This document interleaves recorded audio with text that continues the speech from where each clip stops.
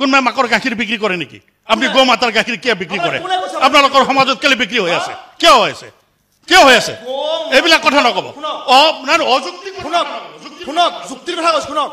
আপোনাক যে লালন পালন কৰিবলৈ যিটো অভাৰ যিখিনি গাখীৰ মানে বাহিৰ হৈছে সেইখিনি সেই গোমাতাক লালন পালন কৰিব লাগিব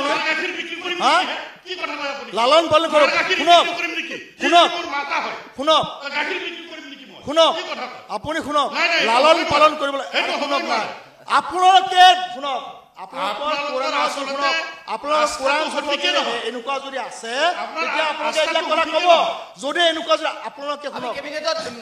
ৰেজবি ডাঙৰীয়া কেবিনেটত যিটো সিদ্ধান্ত ল'লে উঠাই দিলে আপুনি ভাল পাবনে নাপায় সেইটো কওক নিশ্চয় ভাল পাম তেওঁ গৰু খাব পাৰিব তাৰমানে